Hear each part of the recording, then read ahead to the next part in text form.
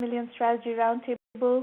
Good morning to those in the American time zone. Good afternoon to those in Europe, and good evening to those in Asia. Good evening and good night, I suppose, to some, unless you're joining from the deep East Asia. The 1 Million program, as you know, is a virtual incubator. It's the only global virtual incubator in the world, headquartered in Silicon Valley, right off Sand Hill Road, at the heart of the VC land.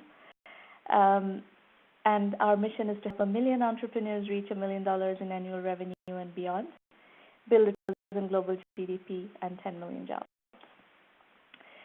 This is the 88th roundtable. So, in the next few months, we are going to hit our 200th milestone, a 2 roundtable milestone, which is, I almost can't believe that we've been doing this for that long, but we have. And you have obviously participated, which is the inspiration and the motivation to keep doing it. The event is being recorded. You will have the recording available on our YouTube channel as well as on our blog and in our various syndicated recap columns. If you're live tweeting, please use hashtag 1M1M. And if you're following us, we are at @1 and @Sramana. You can either or both handles. Our channel on YouTube is 1M1M Roundtables. It's got a bunch of different kinds of videos, both recordings of lots of prior sessions, as well as have some cartoons, which are funny to entrepreneurs, not to a whole lot of other people. And then we have 1M1M FAQs that explain questions about the 1M1M program. I'm going to work with, it seems, 4 of you with presentations first, and then at the end of the show, depending on how much time we have, we're going to spend some time taking questions from the audience. And the call-in numbers are on the screen. I will be back up again. Uh-oh. Somebody on the call needs to go on mute. Start with Axel Cloth, SSR Labs. Axel, could please unmute your line and tell us what you're doing? That'll be great. Great. Thank you very much. Yeah, you can go to the next slide. What is a semiconductor company, a startup, a fabulous semiconductor startup, and we're active in an expanding market that, on top of that, is nicely recession resistant. If you believe the worst case estimates from Gartner, it's $95 million worst case, likely case $2 billion annually of accessible market to us. So it's a big and a growing and a stable market, and I wouldn't say the only one active in there, but one of the very few ones. But we have a unique architecture that I come to later, and what's different from others. At this time, we've got an outstanding executive management team on board. We have a tab that is basically a dream tab, and we have very good engineers on board. To the degree we've been able to afford that so far, and we anticipate that if we can get from a C to a round, that a of greater than 10 within 3 years is likely for a return on investment for everybody investing. Next, please. So why do I think that's the case? Well, we've got a team that basically is unparalleled. I've already turned around a company, I don't know if you know of a company called Rail, probably not, but that was considered a $6 million loss, and within 10 months I turned that around into a $394 million acquisition target. So I know I can do it. I have the technology, and I have the people, the inventive ideas and the novelties to turn the company and to make a new company happen that in fact can make everybody who's involved very rich. If my technology advisory board, please go one back. If you look at technology advisory board, that is basically a collection of luminaries I don't think you will ever find anywhere else again. I've got one of the inventors of the microprocessor, Stan Mazur, on my technology advisory board. Then I have Nick on my technology advisory board. He developed the Motorola 68000, one of the first really efficient and effective CISC processors, and then he developed another processor competing with Intel, basically say AMD with a K6. So, one area after the other here. John Wharton, the inventor of the microcontroller, the Intel 8051, which is the most copied and most widely deployed processor on the planet. There are probably tens of billions of those around and in use even today. And Gustafson, who was in fact the first one to describe a system in which a massively parallel computer would in fact show a parallel speed up processing of a problem that was thought of not being parallelizable. So they make up my technology advisory board. They have all vetted the architecture. I think we've got a pretty good idea of what to do and we've done.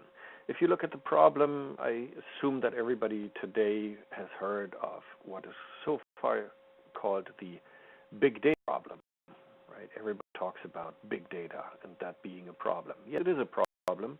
If you have to work on big data, which effectively is unstructured data, so data not in a database, not classified, not in a form or shape correlated with each other, if you need to do that with current processors, because first of all, they don't scale well, second, they are not very good at making correlations between any two random sets of data, because they are not built for it.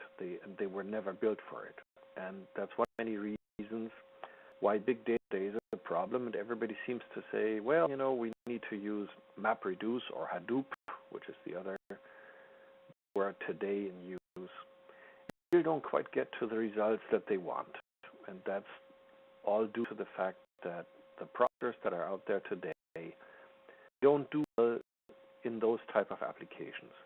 And on top of that, of course, everybody has been told for the last 15 to 20 years, oh, you need to collect data because once you have all the data, you can analyze it and improve upon your businesses. Well, software to do that wasn't there, and hardware to do that doesn't quite do it. So people now are pretty with the problem that they have lots of data from the last 15 to 20 years, and they don't know how to sift through it. And one of the big things that was published lately was that C had bought a 300-node cluster to analyze why some of their stores did well and others didn't. They need a cluster with 300 servers, processors each, and 4 cores in those 4 processors. So 1,800 cores to go through the data that they had collected. And it took them weeks to go through it. Now imagine if you have something that can do it faster, better, cheaper, then everybody and everybody's business can do those, and then figure out why their supports decisions and how it supports decisions to the business itself better, right? That's a huge advantage to everybody because it says take away inefficiencies, improve the efficiency, and make the business more sustainable, and that's something that we all should work towards because it means that everybody's business is doing better, everybody will be able to retain more people, employ more people, and everybody have a much better version of the business itself. And we support that, and that's effectively our unfair advantage. If you look at it, how we did it, we have a novel coprocessor architecture, something that we haven't done before. Everybody, even as of today, if you look at it, they all do processors the same old way. It's either Neumann or hard architecture, and then lots of all burning power, but not really generating throughput performance. And they all do the same old tricks, and they bank on what is usually called Moore's law, the law or the observation that Gordon had, that every 21 months you can double the number of transistors on any processor, And everybody hopes that this doubling of transistors gets to more performance, but we've seen in the last 5 or 6 years that it's taking off. Why? Because those cores don't talk to each other well, and they don't allow the performance of the processor to scale. And so that's one of the things that we have changed. And there's a whole bunch of other breakthrough experience and IP we did before. We put it all in there. We know it works because we've got a simulation model showing that it works, that it scales, and that it allows people to just throw bigger computational problems at processors that are intended and designed to work on big problems. We've seen a trend that the likes of Facebook and those that have light touches, they go for servers with powerful processors and try to save money by doing that. And okay, because a lot of applications don't need a lot of... Facebook and such too. They, like Google, Facebook, they all do their own processor design internally. They don't server designs. They don't do their own processor designs. So Facebook, for example, has started the Open Compute Foundation, and that's the thing, because there are a lot of applications where you really don't need a lot of compute power. So they rethought the server and made sure that people can use and buy and deploy servers, and because the processor in there is cheaper.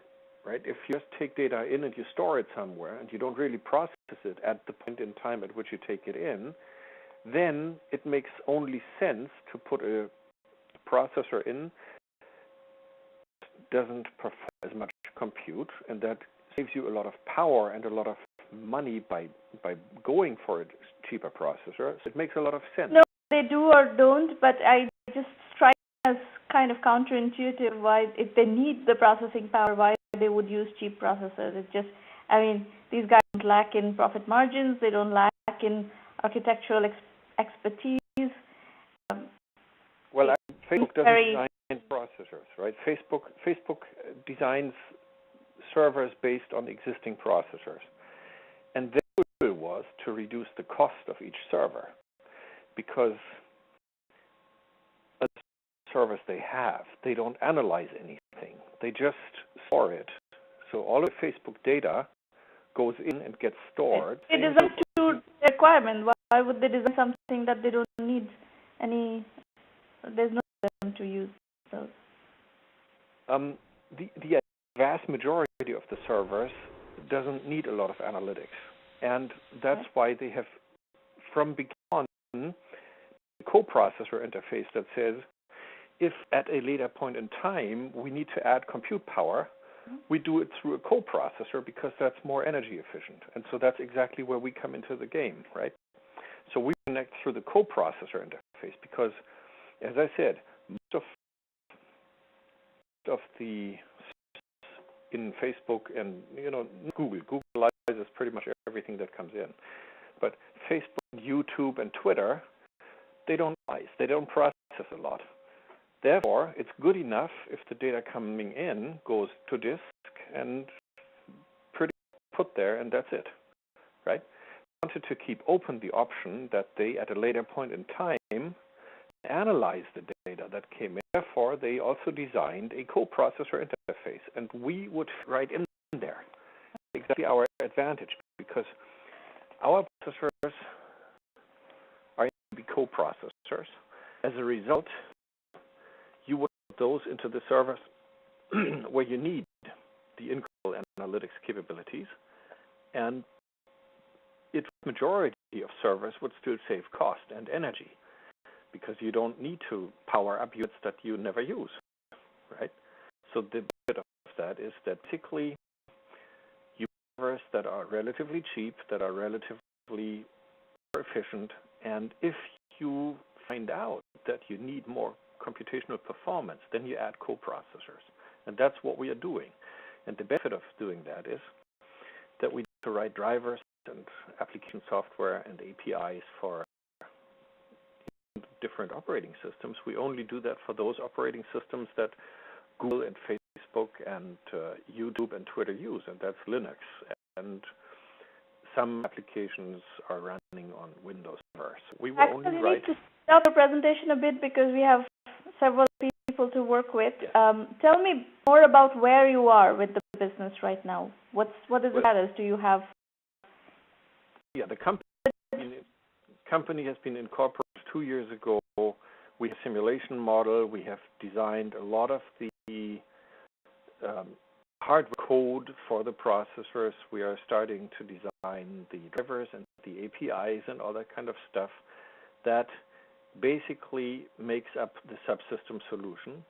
And at this point in time, we already have a PO for about $2 million of our servers. So we know that what we do is demand, and we also know that we're in the right market because financial markets are using this or want to use this. So we got lots of requests, and we get them through our website already. We've got quite considerable traffic to our website. We have a quite considerable stream of not visitors, but also requests for quotes. So we know. This is a very high-level presentation. Have you been talking to investors? This is not an investor presentation. We have to talk to investors. Yes, this is. Have you been able to raise money, or have you raised money? Pardon me? Have you been money? At this, it's all seed, so we're looking for an A round. How much is so far? Seed is me. I seeded the company with about $200,000. Okay. What have you accomplished with that so far? We have the architecture definition, we have the specifications, we have a lot of called Verilog and VHDL, which is the hardware description language for the code that is used to create any kind of an ASIC. We have the architecture in place, and we have some of the tools that we need, although of course we need to buy more tools, and we need to buy tools that allow us to continue with the design. Are you trying to raise in Series A? The A probably need about $3 million at this point in time. And you're in Boston, yes? No, I'm in Valley. Oh, you're in Valley, okay. Are you talking to investors right now? Yes. Okay. So, as you know, Silicon Valley should be renamed to iPhone Software Application Valley because there's not a lot of silicon development going on here anymore. So most US-based VCs have stopped doing deals for semiconductor companies. So at this point in time, we have interest, but that's from non-US VCs. VCs who do semiconductor as well, but you're right, it's a very small set of VCs, and you have to find the right ones. They're much more hidden. Yes, I'm aware of that. So yeah. Okay. I'm not sure what I'm supposed to do with your presentation because I didn't see any questions or anything to really work on. Okay, I'm not quite sure why there would be any question, but that's okay. That's what I'm here for. It's a mentoring roundtable, so people normally come here with questions and things that they need help with. Okay, well, then the misunderstanding, I didn't necessarily see it the way that I'm supposed to ask questions here. So, Okay. Anyway, as I said, for an A round, and at this This point, is not a presentation. This is not an investor roundtable. okay. Well, it's a mentoring session. Okay, well, then the only feedback at this point in time I need is if you know of any VCs you collectively that would do semiconductor deals, those that I've already talked to, and I've talked to. You're going to need to wait till I get to the segment where we talk about how 1M works with entrepreneurs. So let me finish working with the other three people in the room, and then I'll explain to you how 1 million by 1 million works with entrepreneurs, and you can decide what to do with that. Okay, sounds good. Okay, Very good. Maheshana. Is Mahesh hear me? Yes, we can hear you. Go ahead. Thanks for having me.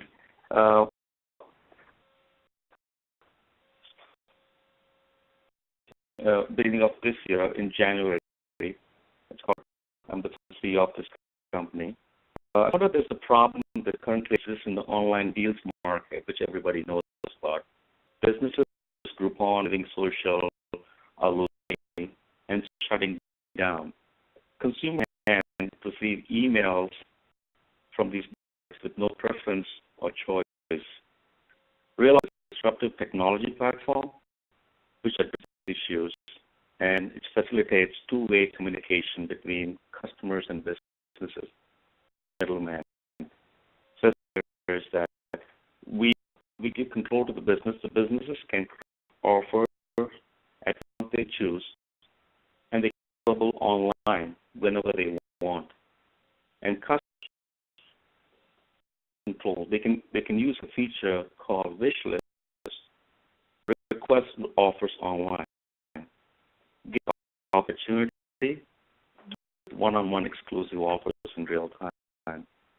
So, you're trying to give, you're basically trying to turn small businesses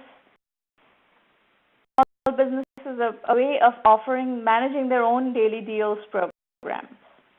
Exactly. So they provide a simple dashboard. It's very simple for them to use. It takes simply 5 minutes to post it online. Post it, it gets published onto the Facebook, Twitter, and if they allow me to post it on their business page on Facebook, it will do that as well, and as well as on their website. We have this model where the consumers can ask also. As you can get overview, if you really look at the market, there's a growth. There's by 2015, I think $3.9 billion market, and the growing as well.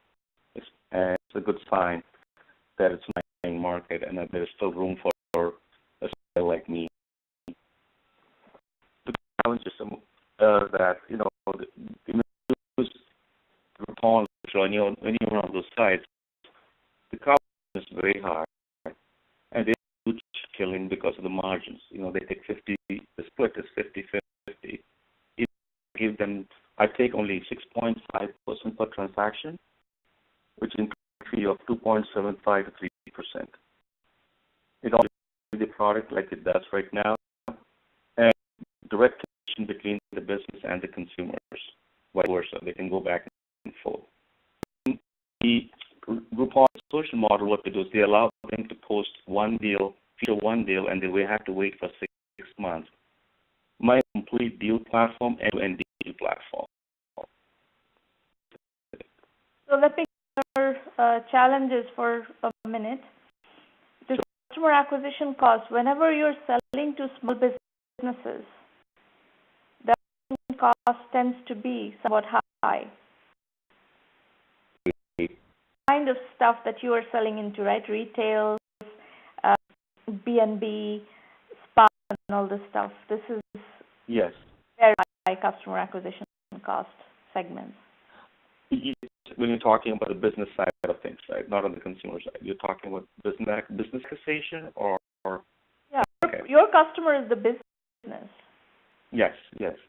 What I did was, not to make it, cost effective. I picked one location. I picked Howard Square, which is a marketplace. I've been a member of Howard Square Business Association, and I got access to 400 plus businesses in that neighborhood. And location because 6 million visitors come to the square a year, with a mix of MIT, Howard students, and also the visitors coming to the square. Mm-hmm. So great momentum there, and people started using. I got the attention of the bigger chains like Chicago Uno Grill. They're talking to me, and so it's been a traction, good momentum from there. And So that's a good sign, and I take the focus on Cambridge. I simply feel that if I make it a success in one location, I can also replicate that in other places. Yeah. I Organically, I think one of the reasons you have to acknowledge into a market, you kind of have to ask yourself the question is, why did the big players in this market fail? Why are Groupon and Living Social failing? And my observation is one of the reasons they've failed is because they have spent money, acquired customers, right. and then really leverage that customer acquisition. Right? They do once, as you said, they do once every 6 months with a merchant that they have acquired, but they've had to spend a lot of money acquiring that customer, and it's not very profitable. That investment in acquiring that merchant is not very effective. Well, the simple reason being because of the split, and the businesses are hurt to do repeat business with them. They walk away or they try something else. Have the marketing money, but they're very careful. They get the fingers burned and they think twice to go back to Groupon or Living Social. So around my I like the strategy of focusing on, small concentrated Harvard Square, or there are places like that where other downs like that where you can. Downtowns may be a very good segmentation for you. Yes, I reached out to New another prime location, and use constant contact to reach out to all these businesses, and it's a 25% open rate and 1 to 2% conversion. So, which is a good sign. Then I just came across one person the other day who's very interested in partnershiping with me. I can't name, but he's got enough consumers on his platform, and he wants to plug in realtors because it's very geo-specific. Mm-hmm. And our attention of the students. Doing here is current business challenges of the merchants themselves, not your business challenges. Yes, current businesses themselves. Yes. Okay. The next is, the customers also face some issues here because they don't have preference. Most of the deals they get using a Groupon for impulse buyers. That's my thought. I don't go out and buy those deals. That's geo-specific, location-based. And they don't have they can't deal that immediately. They have to wait for the deal to be on. In my platform, as soon as they purchase the offer, they can go right away. Mm-hmm. And they can also request for an offer if they don't see anything that's interesting on the platform. Yeah. Next slide. Solution we have in place. You can on discounts, multiple locations. The businesses can monitor the request in real time, and they can respond to it right away. My ML5, which can any device right now. I should go ahead and invest on the mobile app yet, but it's questionable until I gain some real momentum. I don't want to do that. What is the assumption about what system you're getting into? Are you plugging into a, WordPress platform, or what's your assumption about what's on the site of these merchants? Oh, I didn't get the question. So most of these merchants have a website, right? Right. And you're plugging into that website, right? It might stand alone, meaning into their website, meaning their own. You need to interface with the consumers. The consumers will have to be able to interact with your site, sign up for, right?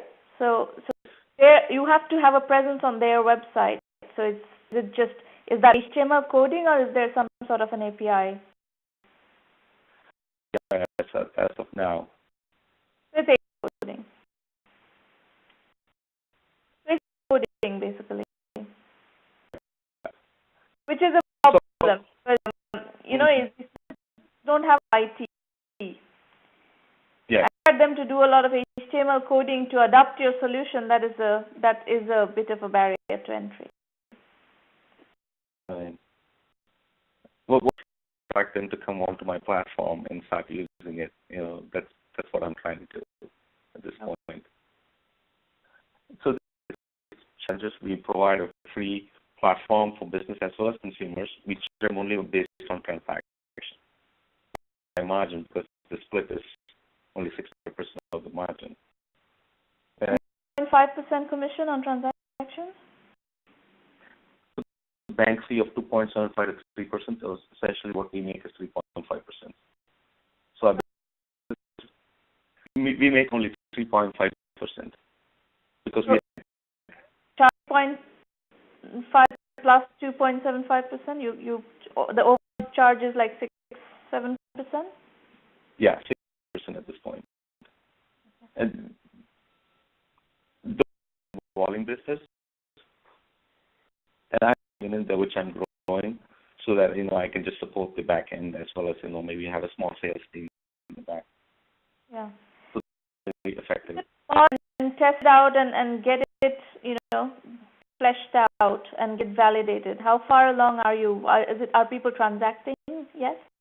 Oh, yeah, some transactions happening at this point. The reason I didn't reach out to the consumer time is because I feel that I should have enough businesses for catch-22 situation always. So I'm slowly reaching out to consumers now, and they're and purchasing. It's very local. It's just a platform. That's where I am right now.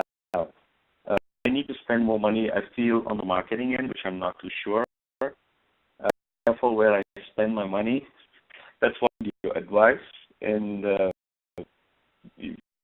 sense. Yeah. What is the arrangement with the merchants who have signed? How many merchants are on the platform so far? Right now, 60 plus, and it's growing. So I meet in Harvard Square, yes? Howard Square.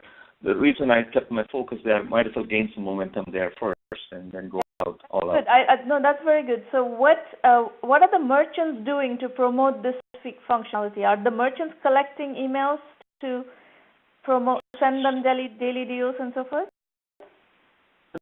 I'm the one who's reaching out on their behalf. I do the email campaign on their behalf. They do have email addresses. I was trying to convince them to share this privacy law, so I don't want to just blast off to everyone until I hear from them. So who?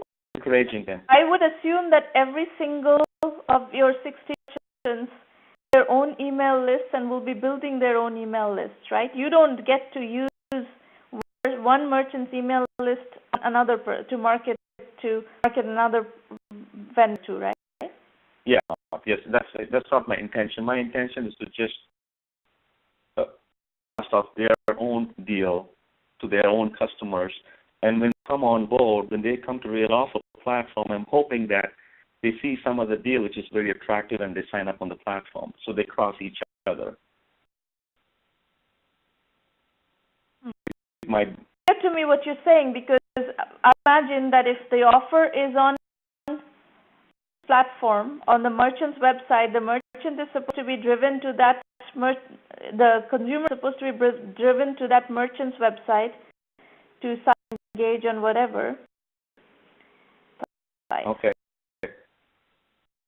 That's a challenge for me. Biggest challenge is that how the acquisition is challenging moving forward. So I'm trying to see what's the best way to position this. The real use you're looking for here is that the merchants are going to buy your platform and then their own campaigns. If you are trying to run their campaigns, then you should be paid for running those campaigns. At this point, I don't have the luxury of asking them to do something because they're asked to do it for free. But at some point, I'm thinking maybe I have a small subscription basis kind of thing, maybe $50 per month, to use the platform, and maybe on service I can provide a campaign on their behalf. And if you That idea? need if you want to scale this business, then you're going to need a gigantic services operation in India to Right. scale that, or somewhere where it's affordable to do stuff like that, right? If you know, tens of thousands of small businesses, if you're running their email campaigns and daily use campaigns on a regular basis, you're going to need a services arm basically that is going to run those things. Right. Do you think smart move, or should I just hold off until I get more momentum? I think I tell you that you're going to have to kind of work with the customers and see what they're comfortable with, because the one thing about small merchants is that they're not the greatest marketeers. Yes, I've Right? noticed And that. they're not the greatest technology savvy marketeers for sure.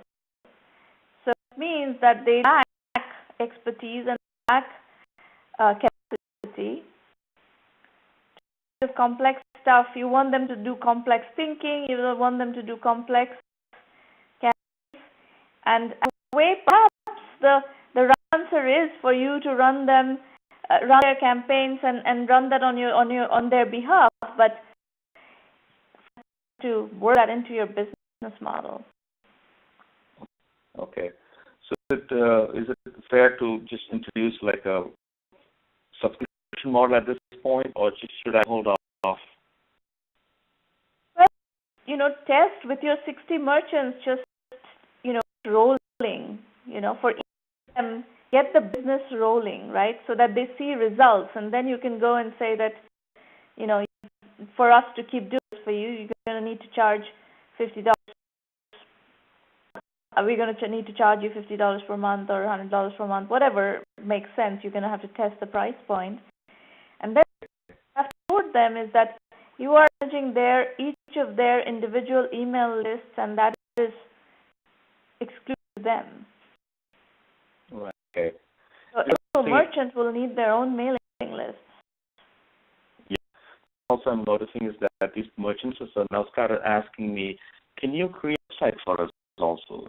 Do you think it's like going out of this must be gone? So they are asking me, but I'm saying no to them. I'm just saying, hold off. I'm not there yet. I need to build my momentum and gain my... What kind of capacity do you have in India right now? Right. For the team I have, for my team, I outsourced it to a company in India, which we have used in the past. It's really important for these 60 merchants that you've got on board to really get them to become successful test cases for your product. So if that means that you need to put a website together for them, go ahead and do it. But don't think of doing that in the long run, but for the moment, do it and start getting each of 60 merchants into successful test cases for your product. Generating test cases for yourself as well as for them, so that you can start turning them into subscription accounts as well as transaction revenue accounts. So I'd say right now, I don't think you need to do a lot of marketing. What you need to do is really work with these 60 accounts and make these 60 successful. Partnership thing, which I was talking to bring the consumer base, this has got 40 million users, engaged users throughout the U.S. I'm going to help you, right? You don't need $40 million throughout the U.S. You need Harvard Square, consumers. Telling me is that he's going to slice his data and give me my Cambridge users can use the platform. So we can just promote it through my platform and get some time for you as well. Is it a good partnership to go with, or should I just hold off on this? It depends what that partnership entails. Who's doing what and who's getting what out of it. Okay. You have to know the details of the partnership. In all these is in the details. So scaling up, going all out, I was thinking of just focusing on one segment, just a restaurant, because they're an easy target. Get that vertical built up, because once we're coming. Are all restaurants in Harvard Square? The 6 that you have in Harvard Square, they're all restaurants? No, they are yoga studios to spots to small restaurants. hole-in-the-wall places like pizza places, coffee shops. They're using the platform right now. Okay. As long as you have you put in the effort to acquire these merchants, because acquiring merchants also takes effort. Yes.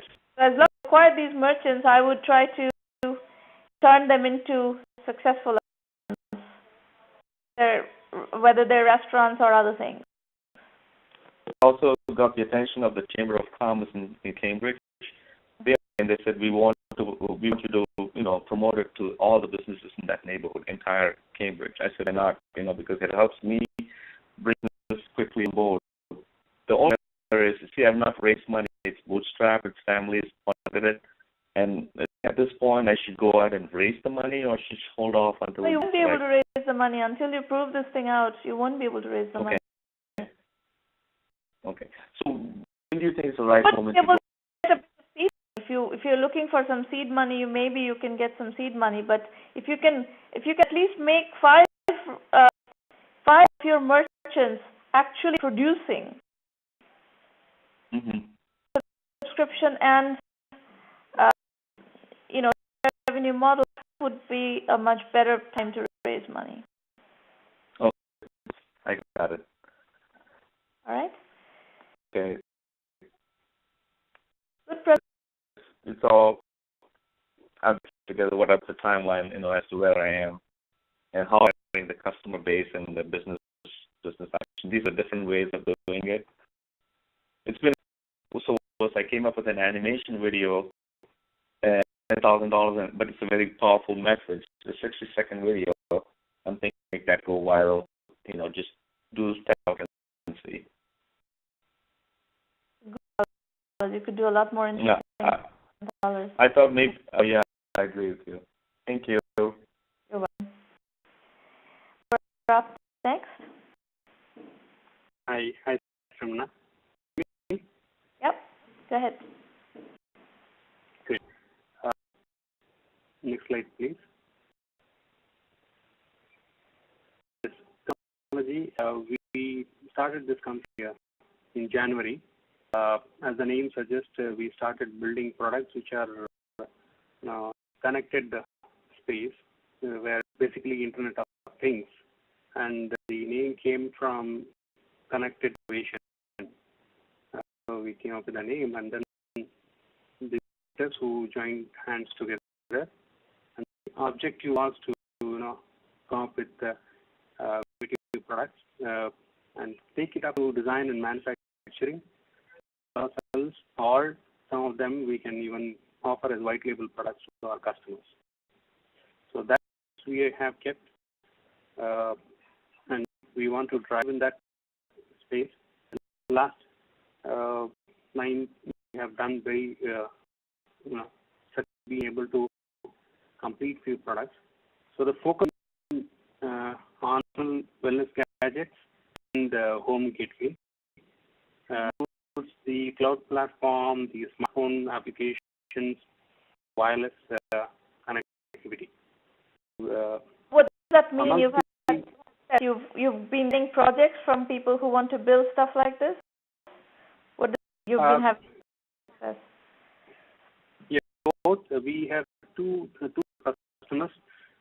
One customer who has very clear ideas, what he wants and what is the end product he wants, and come to us, and then we have just design service, and then we are making sure that we take it to mass production. And production also we are supporting them. One of the product is already out in US market, is under the brand name of Motorola. It's a baby monitor solution. That is our Motorola. No, client is actually a brand licensee of Motorola. It's been at home. I see. Okay. So this is a US client who's outsourcing the design development of these products to you. It's not. It's Hong Kong based. Benetton is a Hong Kong based client. Nice. Okay. That is one of the products which we are working on. we have developed our own products also. We have envisaged based on the Internet of Things what we think it is heading. If you can just go to the next slide, please. Skip this slide also. This framework, this is based on Bluetooth Low as the first wireless technology we picked up, and we understand, with our partners, TI and CSR, that this is a pretty huge market in the coming years and multi-billion-dollar market, and Bluetooth, particularly in the peripheral space where get on through Bluetooth, and that we are focusing on. Based on came up with some products, and one product which I'll be showing in the next slides. First of this product is called Gecko, and Gecko is the branding which we are doing. I mean, brand name of our products. Products which are shown here is one product we have worked for a very big watch manufacturer, which is out next year, January. It's a smartwatch. It's what already and other guys have come, but quite an interesting one because this has colored display, whereas this have just the black and white display, and then we have a whole lot of applications on it. No, this is going to be distributed by our customers. We are doing white label product for them now. This labeled to. Okay. They're so this Echo line are concepts that you're developing, and then you're basically white labeling it for other customers who have brand and distribution. That's correct. That is in this particular case, in this watch case, where we have worked with our customer, understanding what is their timeline, I mean, what is their roadmap, what is that they are expecting now 1 year down the line. So worked on that, and we developed the product. In fact, they have liked it, and then we are signing off for the mass production next month. And we'll be taking it to mass production. In fact, this is the 4th largest watch manufacturer, and we will be signing up some good volumes with them. Okay. One product. And I have also come up with a Bluetooth low energy based weighing scale. Something similar to what Fitbit and Whitethings have come out already in the market. It's on Wi-Fi, and the product is based on Bluetooth low energy. Okay. And the price point is very, very sweet spot. We have kept it, keeping it pretty low. We are planning to come out with this product sometime soon, in a month or two, on one of the crowdfunding platforms. Third product, sorry, go ahead. What crowdfunding platform? I really like your strategy of building prototypes and then white labeling it with a big brand. That's a much better strategy than going to a crowdfunding platform.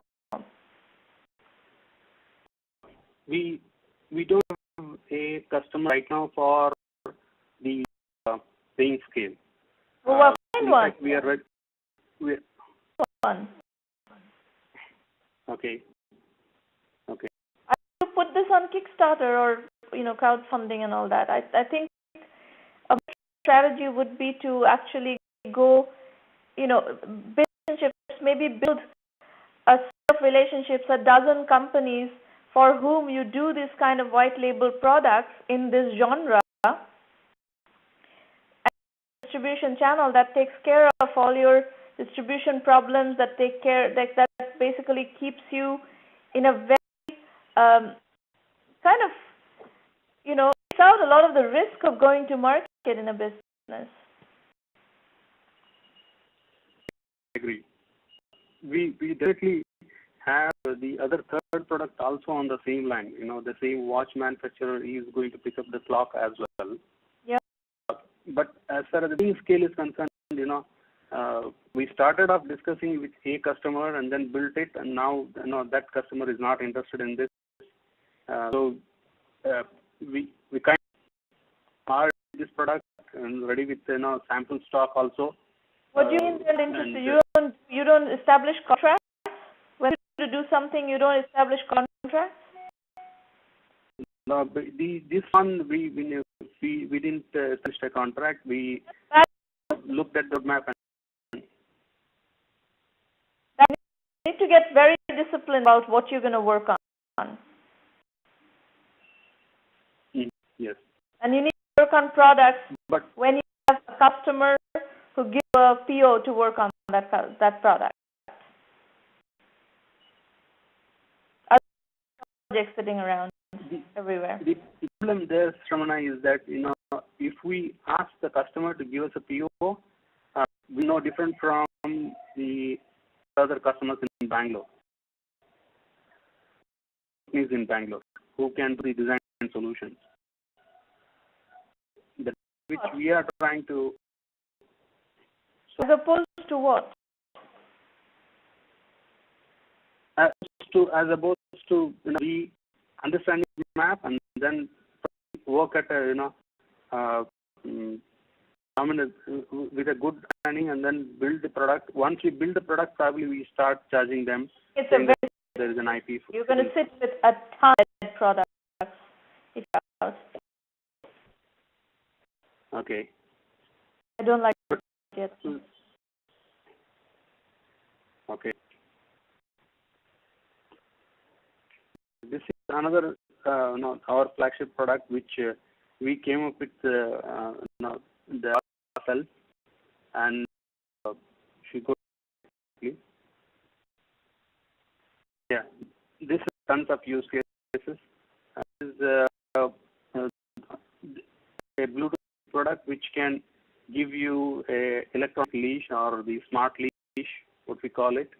You could put it on your pet, or you could put it on your key or your purse, and then you could do a lost and find, which all of the products already do. Okay. But what we are taking it next level, it has detection built into it. So the you put it on your suitcase, and then suppose you think of your flight and you can take a nap. The moment is to move your suitcase, you get an alert on your phone, or on your door or a window, where an alert the moment the door is opened or the window is opened. That's the use case. The other use case wherein you can put it on a pill box and then schedule the medication. And in case the patient, the person take the medication on time, it's an alert. And the go-to-market strategy for this? Yeah, we have launched this one on Indiegogo on September 12th. We have launched this one on Indiegogo. We have good traction for product, because there are very successful products which are doing only 20 or 30% of what this product does. So there is a good position for this, and the consumers will like it. What is this crowdfunding strategy? You are developing the products first and then putting on Indiegogo, and you have these products at a discount to the customers, because in crowdfunding, one of the reasons people fund projects is so that they can get products at part of the deal is that you get them at a discount. How are you going to make margins of this? If your only channel is Indiegogo or Kickstarter, how is it going to be a real go-to-market strategy? Where's the margin in that? How do you... strategy to go to Indiegogo was actually twofold. One is that yes, we get a visibility as a company first. Secondly, when we showcase such products on Indiegogo, we taking out all the middlemen, and margins which are there normally otherwise in a retail market to offer the discounts. Okay. In effect, you get out each of these concepts out in Indigo to get visibility and get some yield to our costs and getting the product out there, basically. Yeah, the initial traction only. This Gecko product can do a lot more. We have actually published that. So once this is done, the if they take it, they will approach us, and then we can talk about B2B business like in the other case. Planning to market the Gecko in a big way. That's not the strategy, yes? I don't think we have the muscle power to go on retail directly ourselves. So you're to crowdfunding to basically cover R&D costs on each product concept that you're bringing to market. And all the products are going on Indigo, our crowdfunding. Okay. It's basically 2 of the products which we have picked up, which are going on Indigo. But if there is a success, if we see success in that model, if things are picked up. Okay, experimenting with that. But tell me, this product I've developed here, who are best brands to market this product? To be very the mobile companies are the best brands to market this product. Best companion for the mobile accessory. So let me point you to one thing that you should pay attention to. There is a clear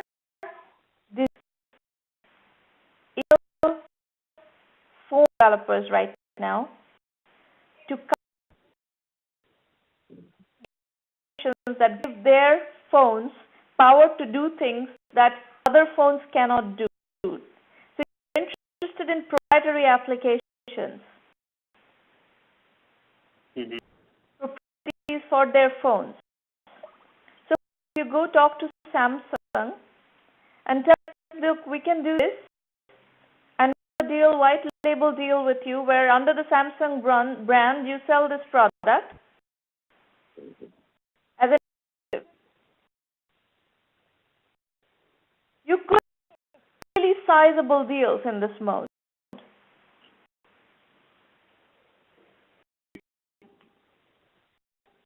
I would go very strategic and create these big deal relationships. I think the business that you're trying to do is going to be, the success of it is going to depend on your probably 20 relationships that you're going to create, and you're going to become, developers for those 20 brands, and you're going to be developing custom exclusive products for them. If you the next 5 years, you can be a large and very powerful company in this mode, but it requires that whole strategy is predicated upon building, 20 real relationships that will your brand through which you go to market.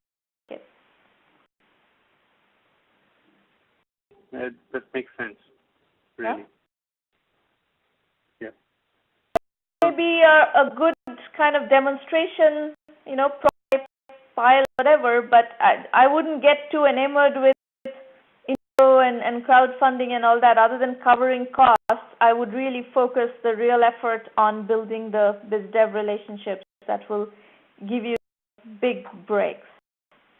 Because to conclude that going to market with products is a affair, right? Yes.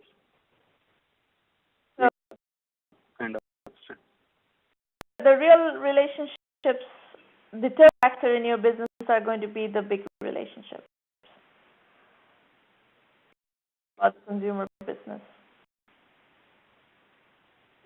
focus has to be B2B.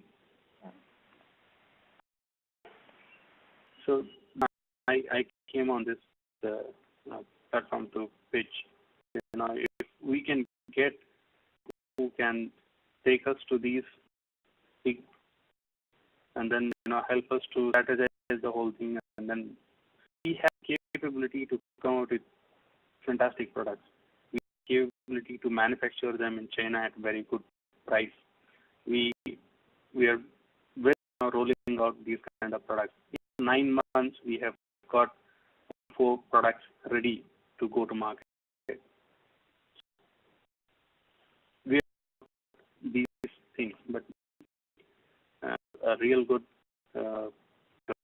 who can pitch out to these guys and help us to, of course, also need funding.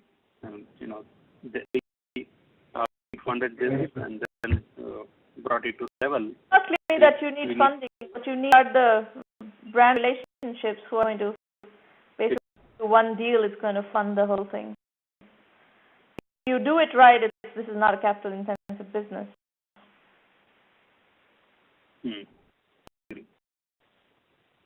Hold on, I'll talk about more about how we work with companies in a bit. Let's first talk to Jonathan here.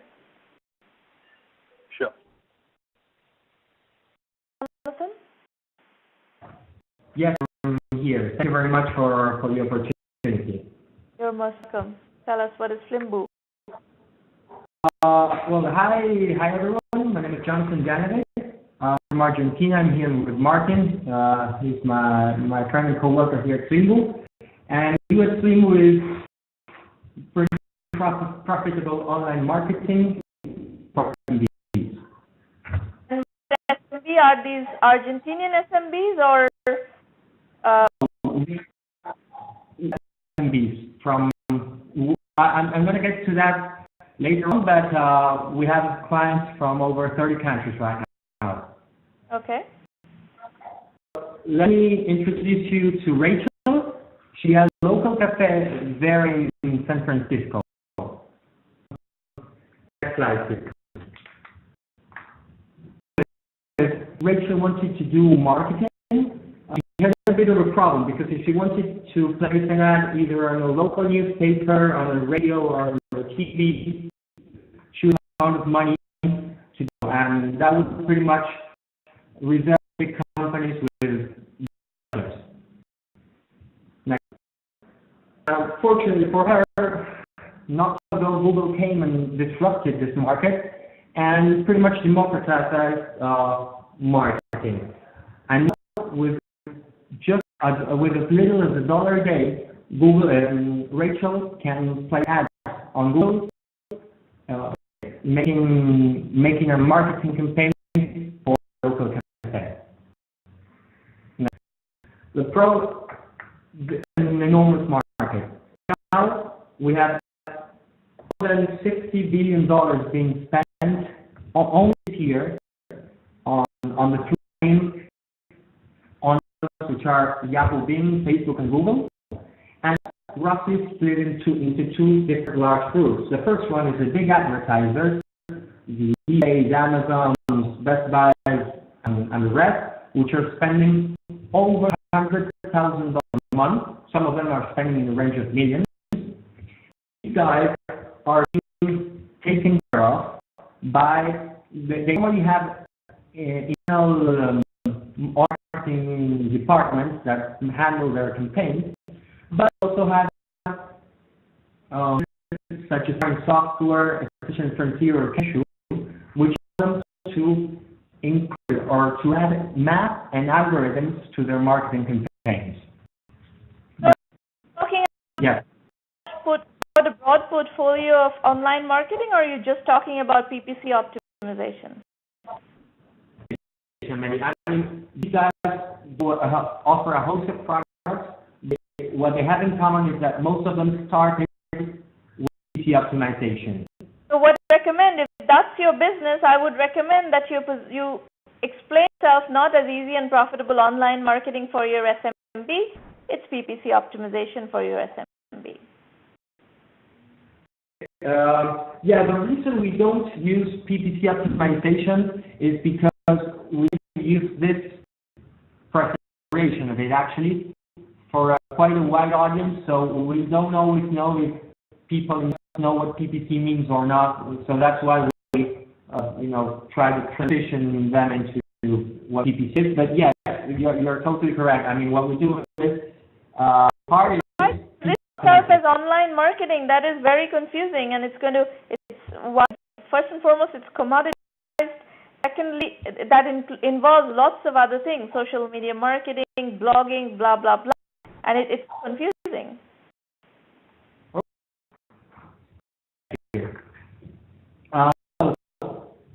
Could we go back slide, please? The rest of the world is doing online marketing with over 1.5 million accounts, spent $30 billion just this year. It's not intended by anyone because, they have two options. Either go to an online marketing agency which has enormous fees, or go to people optimization companies such as ours. And the truth is that right now there are not too many projects doing this in the world, and the few startups that are starting to work with this are in a very early stage of development, such as we are. There are numerous companies doing PPC optimization. If you go all Elance and Odes, there are numerous companies, numerous freelancers who do PPC optimization. Yes, that's correct. But most of them do PPC optimization either by hand or with person. So that's not very scalable, and it's hard to results that you can get through algorithm as we have. So you have algorithm. Yes, correct. There are who have algorithms as well. It is not it's a you have algorithm because that sets you apart too, but that also has competitions. Most PPC optimization services with algorithm is a category that has competition. Yes, it's true, but sorry, I may have not myself very well. What I'm trying to say is that we know there's a couple companies in Europe that are doing this, but the market is still not penetrated because half of 1.5 million accounts don't know this type of services exist. So there's not a clear winner, and not even a clear winner. There's no one who has a sizable amount of the market right now. And that there is still market, and there are more and more small businesses are coming online and learning to use Google PPC, and that market will need optimization capability and opportunity there. That part I agree with. Yeah, that's what I was trying to probably much better explain. Thank you. So the problem this SMBs have is that managing online marketing campaigns is hard. It requires time and knowledge, and pretty much they lack both. So they are spending a lot of time on their marketing campaigns, and performance is not as it should be, and that in some cases drives them away, and you get SMBs saying, no, online marketing is not for me, and the truth is that they tried it, and they didn't do it correctly, they didn't get the performance they should have, and they decided to move on. So what we do is, as you see before, we make mathematical algorithms with clear user interface to increase the performance of the campaign, the time they're spending on managing their online marketing campaigns. Next. So let's have a look at the real case. Rachel signs up for a free trial. We have a 15-day free trial for customers. And after this free trial, she got 91 increase in increase in clicks. And she reduced her cost per click by 50% with conversions to just example. She got a performance improvement worth $280, where our service only costs her $30 a month. Okay. So you provide ROI to her. You provide. Yeah.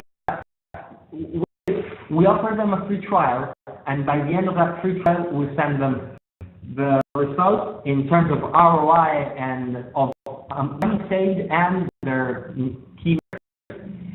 And that's pretty much our main selling point. Yep.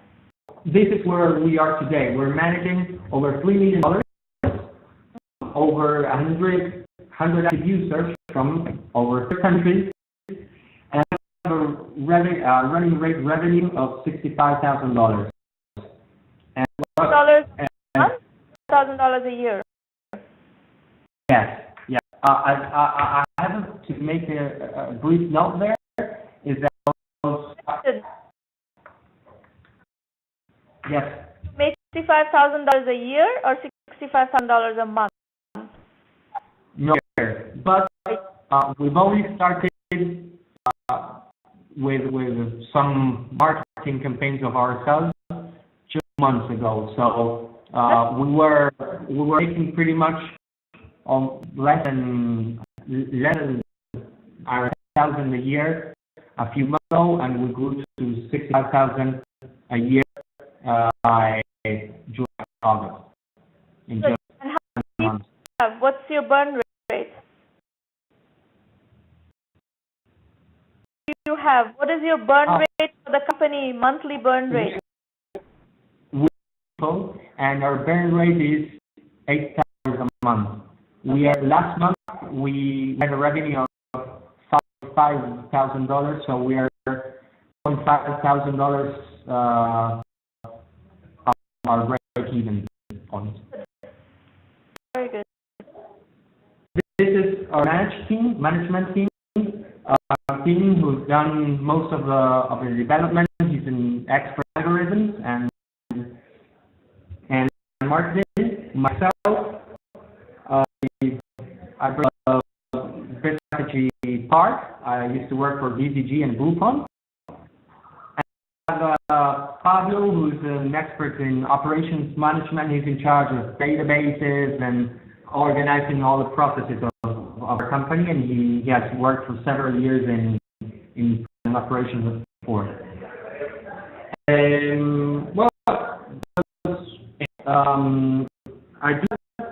I don't know if you want to go ahead with your comments, or I do have some questions. I'm sorry I didn't include them on our presentation, but I have them written down here. I don't know how do you prefer to proceed. Go ahead with your questions.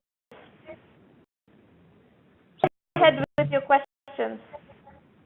Well, question number one is, we have a sort of dilemma we've been asking here, is that we're not sure, as we told you before, we're not that far away from break-even. I think we should chat probably end of the year, maybe earlier, but we are trying to decide whether to, because we're really cash-strapped right now, and we're trying to decide whether to raising now or to wait to achieve break-even before raising capital. Your business is eminently bootstrappable. Why do you need outside financing for this business? Okay. Outside financing, I mean, yes, you're cash-strapped, but all businesses in the beginning are cash-strapped, but you're already hitting your stride. You've got $3 million under management. You think you have a reasonable idea of how to increase that volume of, of budget under management, and there's a natural business model and everything that is validated, you know how to scale it. Why do you want outside financing for this? The truth is that so far we've grown with more like guerrilla marketing strategies, through email marketing, which has been really cheap for us, but that's not very scalable. If we want to really boost our growth, we're probably going to need some funds for marketing. Tell me, if let's say you got $1 million, what do you do with it? Do you know what you're going to do with it? We're looking for a smaller amount than that. We're looking for something in the range of $500,000. But yes, we would spend probably half. I want to know how are you going to use that fund? Because I see a lot of people raising money without a clear idea of how that money is going to convert into revenues. Yes, our plan for fundraising is to use it. Roughly half of that would go onto marketing targeted towards SMBs in the U.S. And why is that? But what are you going to do? How are you going to spend that money? You can. Yes. The problem in kinds of markets is that you can't necessarily accelerate consumption by throwing money at it. Well, what I caution you against is if you go raise money, go at an annual level exactly what you're going to do with the money. Otherwise, you're going to waste the money and you yourself, and you keep doing the same things that you're doing anyway, marketing more, which doesn't cost any more. Yeah, we would switch to more massive marketing strategies such as AdWords, and we would also continue with the development of our PPC management tool for Facebook and Yahoo Bing. Those are main missions for when we're looking to raise. This market will do it organically.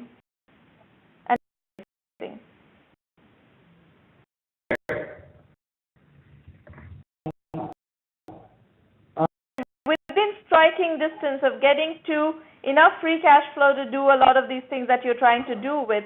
I mean, if you put in $500, $1,000 into Google PPC, maybe $2,000 a month into Google PPC, you're going to start significantly improving your cash flow. Okay. And if you're able to afford that organically, you don't need investors for that. Great, thank you. You're welcome. Our next question would be the two main benefits we believe we bring to customers are increasing performance and simplicity. We think we should focus on more, given that our target customers are SMBs and not large enterprises. What questions again? Increasing performance is number one, which is our using to sell, and number two is simplicity. You know, make it simpler and more easy to use than where it is. But they're not going to be using AdWords. You are going to be managing the campaign on their behalf, right? Don't manage all of the campaign. We just do the PPC bidding. They still have control over the rest of the account. What we offer is a backend or a reporting site where they can access the information they can see in AdWords, simpler with less options and less screen. Yeah, this is a problem actually, I think. As you talk to more customers, you work with more customers, you will see that for businesses, you would probably have to do not enterprises because they don't have a lot of people on their staff. You're going to need to do the management of the campaign.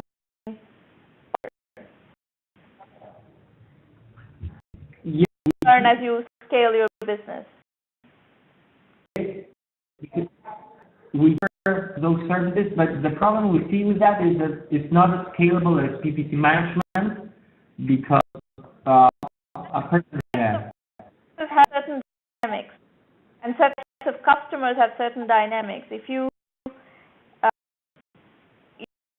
you're going after a certain segment, that segment you will learn. Then you're going to have to only take customers who have in-house capability to deal with complex backends.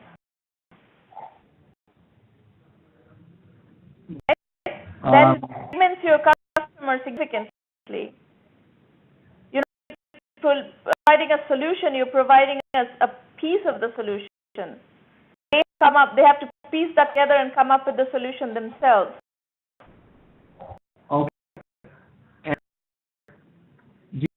to create something that's scalable and can manage all at once. On how you design your software, kind of how sophisticated your engineering side is. Everything is possible, but it depends on whether it's possible for you guys or not. Yeah. Talk technical to assess.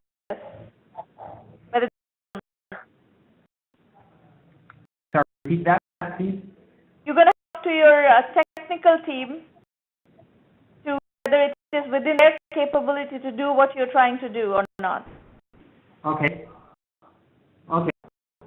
We'll probably dig into that. Because remember one thing, and this is for everybody,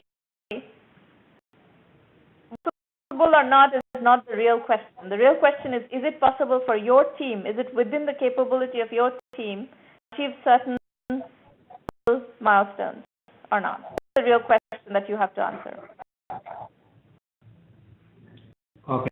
Yes, it makes sense. So in either case, whether it's a Google PPC campaign that you want to run, whether it is more work you want to do on the technology side, without a very game plan, do not raise money. So if you want to run Google PPC campaigns, if you want to scale business with Google PPC campaigns, figure out exactly what would it cost you, what are the CPCs that you have to pay to acquire customers, what does it cost, what is that, how is the return on investment on your own customer acquisition. Without doing that full analysis, do not raise money. Great. All right. So, skip over to, we may come back to Q&A, but it's 9:23 a.m. and I do need to spend some time explaining to you how to use 1M and give you a chance to ask questions. So before we do that, let me put one across to you. If you do, please spread the word. We are always in need of your help in spreading the word. And here's a quick summary of how we work with entrepreneurs. So everything is at 1mby1m.com. The website is a very information-rich website.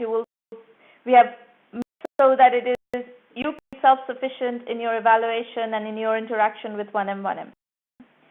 So we have a very powerful blog with tons of really real information that has been developed over a good 7-year period. Emphasizing some of the material into the Entrepreneur Journeys book series that is available on Amazon, Kindle, and Flipkart. Yeah. Amazon and Kindle all over the world. It's to synthesize some part of our 1M1M methodology of building companies, and two cornerstone elements of that methodology is our bootstrapping and positioning. Definitely want you to pay attention to that. We will always recommend that bootstrap first, raise later, and that indicates that you have to position yourself in a very sharp, precise manner to be able to do a very capital efficient bootstrapping phase, so that even if you raise money, you're fully equipped to raise money and use money at the right time, at the valuation, and so forth. So this is to building startups.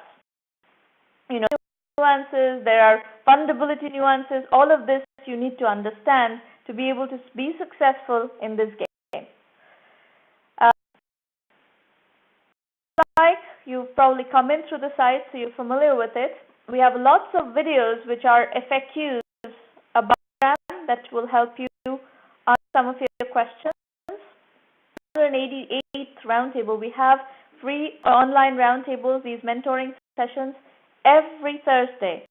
So every single Thursday, going forward all the way up to the American Thanksgiving in late November, we have tables, so you have lots of opportunity to come and get some back here. Registration page is on the top navigation bar where it says free public roundtables. That's where you have the entire roster, the calendar, the registration form, everything.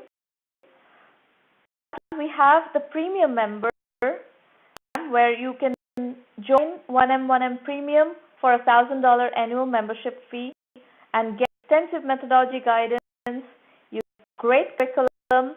You get help with business development, introductions to customers, channel partners, investors, media, analysts. We've opened our Rolodex to you on behalf, we basically put Rolodex to work on behalf of our portfolio companies, depending on what you're looking for.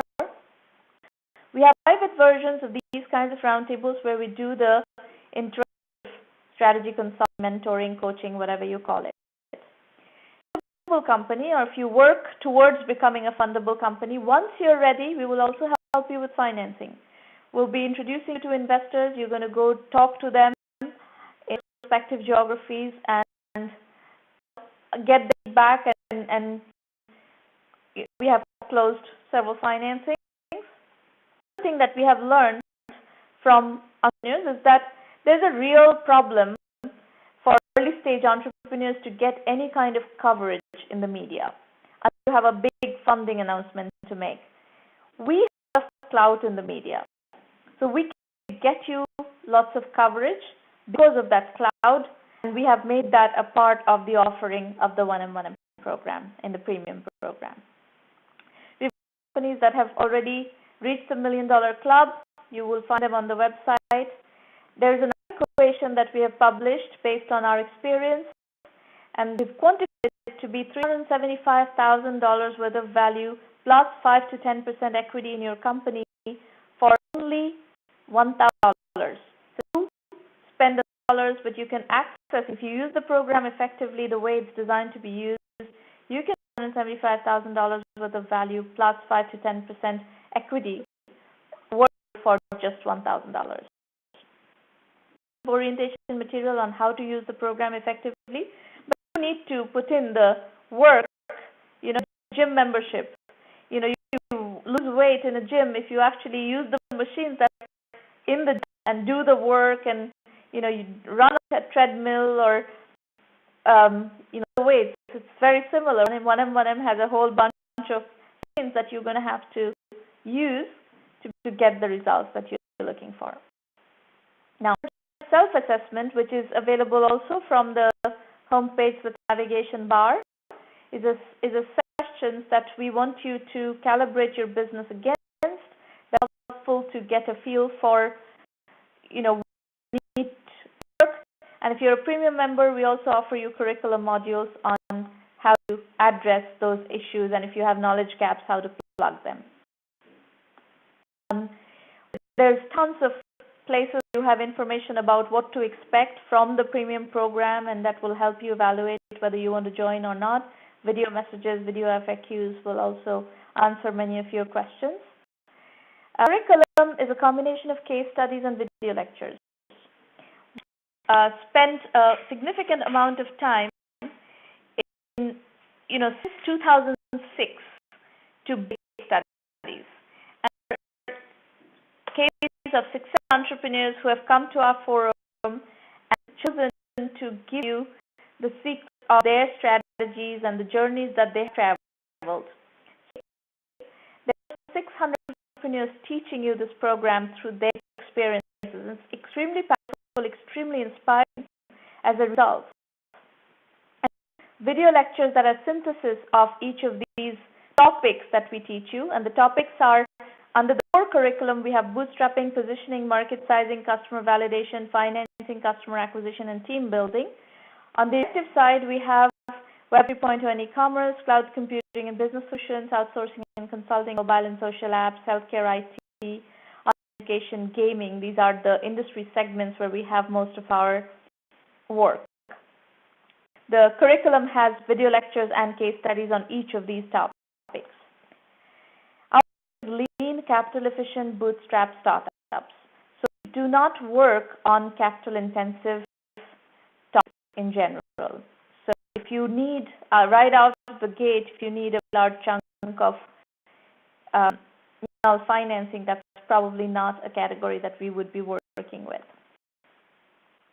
This page is accessible from the press page, press link on the top.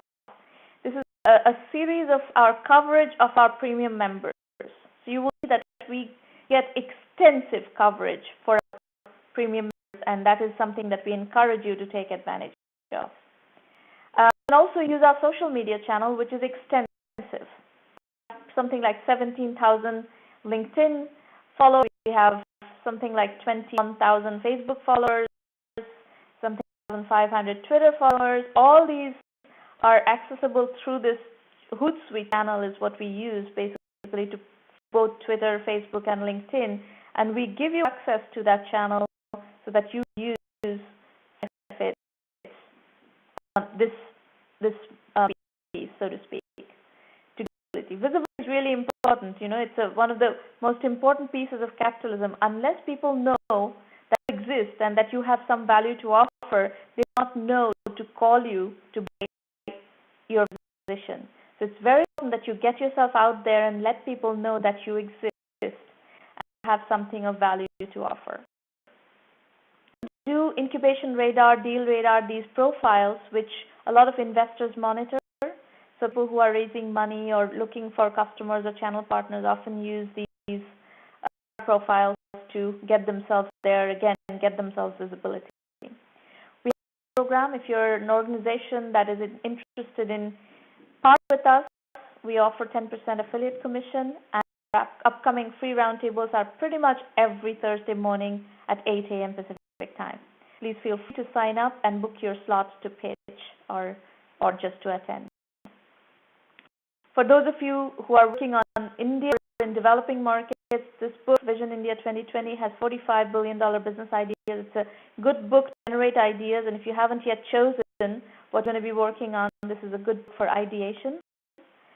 We also have an Incubator in a Box program, which we are working with many major companies, lots of institutions, organizations, leadership development organizations to launch or extend their own incubation capabilities. Oracle, SAP, Microsoft, Intuit, various companies are using our incubation program, as well as Thai chapters are using it, Incubator is using it. So you can, if you're an entrepreneurship development profile, you may want to look at this.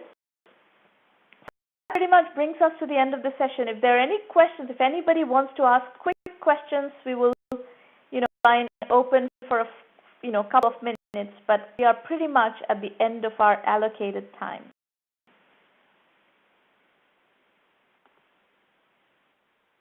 Any questions? As much as your question in the public chat as well.